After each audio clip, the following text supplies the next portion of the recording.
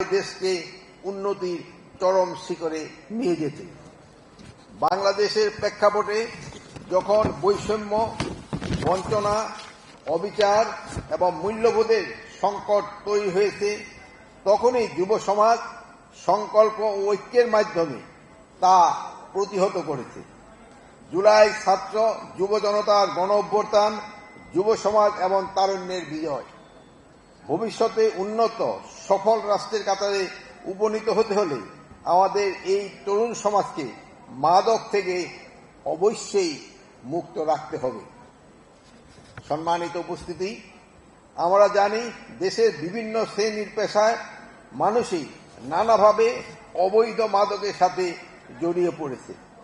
আর আমাদের দেশের মাদক চোরাচালানের একটি ভয়াবহ বিষয় হল নারী, শিশু এবং কিশোরদের এই গহীন কাজে ব্যবহার করা হচ্ছে। ফলে তাদের মধ্যে অপরাধ প্রবণতা যেমন বৃদ্ধি পাচ্ছে, তেমনি তাদের একটি উল্লেখযোগ্য অংশ মাদকাসক্ত হয়ে পড়েছে। এই সমস্যা সমাধানের জন্য আমাদের মন্ত্রণালয়, মহিলা ও শিশু বিষয় মন্ত্রণালয় এবং সমাজ কল্যাণ মন্ত্রণালয়ের সাথে একযোগে কাজ করে যাচ্ছে। পাশাপাশি শিক্ষা প্রতিষ্ঠানসমূহে মাদক বিরোধী কমিটি গঠন করে নিয়মিতভাবে সভা, সেমিনার, বিতর্ক প্রতিযোগিতার আয়োজন সহ সচেতনমূলক বিভিন্ন কার্যক্রম পরিচালনা করা হচ্ছে।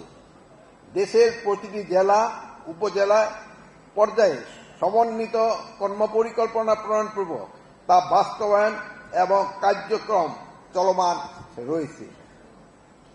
সম্মানিত সুধী, প্রযুক্তির উন্নতির সাথে সাথে বিশ্বের বিভিন্ন দেশে নূতন সিনথেটিক, সেমি সিনথেটিক ড্রাগ, যেটাকে এনপিএস বলা হয়, এর আবির্ভাবের ফলে মাদক দ্রব্যের অপব্যবহার ও অবৈধ পাচারজনিত সমস্যা আরও ঘনীভূত হয়েছে। নূতন নূতন এসব মাদক নিয়ে আমাদের নূতনভাবে কর্মকৌশল তৈরি করতে হচ্ছে। এসব মাদক দ্রব্যের বিরুদ্ধে আইনগত ব্যবস্থা নিশ্চিতকরণের লক্ষ্যে এগুলোকে আইনের তফসিলভুক্ত করার পাশাপাশি কৌশলগত নজরদারি বৃদ্ধির প্রয়োজনীয় ব্যবস্থা গ্রহণ করা হয়েছে।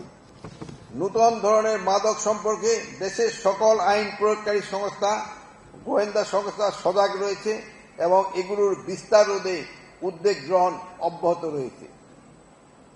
সমবেত সুধী, মাদকের করাল গ্রাস থেকে দেশ ও জাতিকে রক্ষা করতে বর্তমান সরকার প্রতিজ্ঞাবদ্ধ। দেশকে মাদক মুক্ত করার লক্ষ্যে অপ্রতুল্য সীমিত জনবল নিয়ে প্রতিনিয়ত মাদক বিরোধী কার্যক্রম পরিচালনা করে আসছে মাদক দ্রব্য নিয়ন্ত্রণ অধিদপ্তর। প্রায় 18 কোটি জনসংখ্যার দেশে মাদক দ্রব্য নিয়ন্ত্রণ অধিদপ্তরে বর্তমান নিয়োজিত জনবল রয়েছে 2943 জন। এর মধ্যে এনফোর্সমেন্টে নিয়োজিত রয়েছে 1622 জন। 64 জেলায় একটি বিশেষ জোন, 8টি বিভাগীয় গোয়েন্দা কার্যালয় এবং 8টি বিভাগীয় কার্যালয়ের সহযোগিতায় মাদক দ্রব্য নিয়ন্ত্রণ অধিদপ্তর দেশব্যাপী তার কার্যক্রম পরিচালনা করছে। অপরাধ দমনের কাজ করে এমন অন্যায় সংস্থার জনবলের সাথে তুলনা করলে এই সংখ্যা সীমিত। এছাড়া যানবাহনের স্বল্পতা সহ অপরাধ দমনে অভিযান পরিচালনার জন্য প্রয়োজনীয় যন্ত্রপাতি, উন্নত উপকরণেরও অভাব রয়েছে।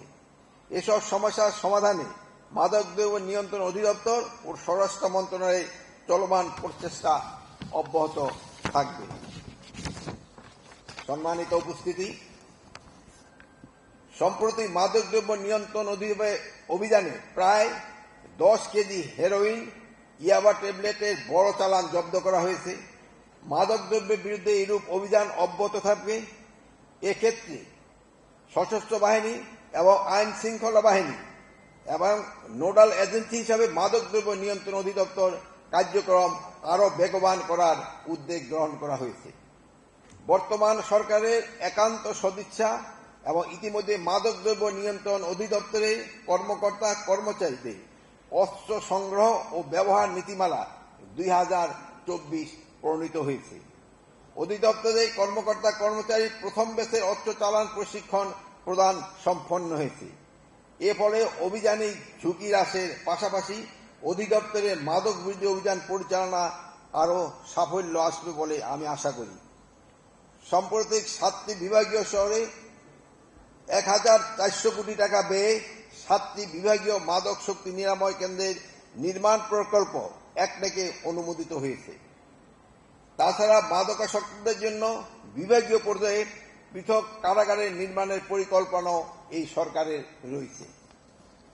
সম্মানিত সুধীমণ্ডলী, মাদক দ্রব্যের অপব্যবহার ও অবৈধ পাচার একটি বহুমাত্রিক সমস্যা, যা শুধু আইনের প্রয়োগ দ্বারা সমাধান করা কোনোভাবেই সম্ভব নয়।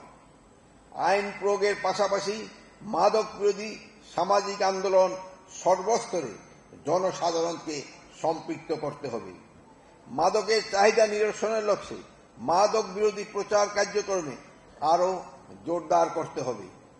এ সমস্যার সমাধানে সরকারের পাশাপাশি বেসরকারি সংগঠন, শিক্ষক, ধর্মীয় নেতৃবৃন্দ, পিতামাতা, সুশীল সমাজ, অভিভাবক সহ সকল শ্রেণী পেশার মানুষকে এগিয়ে আসার জন্য আমি বিশেষভাবে অনুরোধ জানাচ্ছি।